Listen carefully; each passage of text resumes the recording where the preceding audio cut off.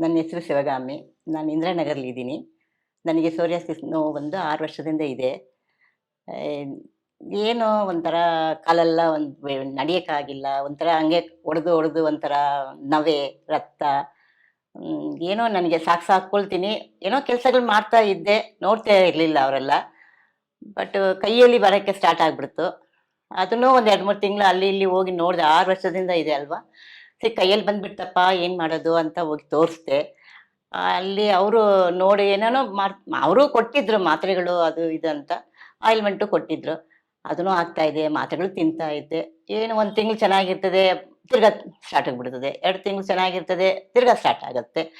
ಏನ್ ಭಯ ಬಂದ್ಬಿಡ್ತು ನನಗೆ. ಇದೇನ್ ಹಿಂಗ್ ಆಗ್ತಾ ಇದೆ ಅಂತ. ಯಾರೋ ಒಬ್ರು ಹೇಳಿದ್ರು, "ನೀನು ಟಿವಿ ನೋಡಲ್ವೇನೋ ಅಮ್ಮ ಏನಮ್ಮ ಹಿಂಗಿದೀಯಾ ಅಂತ ಟಿವಿ ನೋಡು ನಿನ್ಗೆ ಗೊತ್ತಾಗತ್ತೆ" ಅಂತ ಹೇಳಿದ್ರು.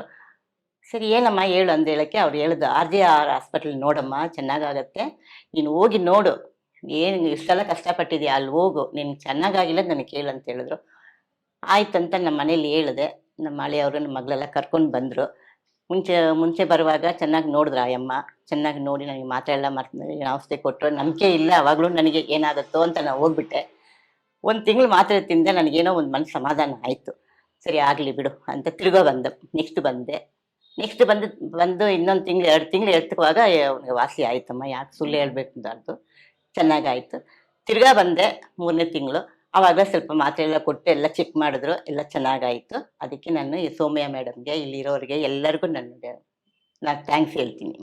RJR herbal hospitals 9962280003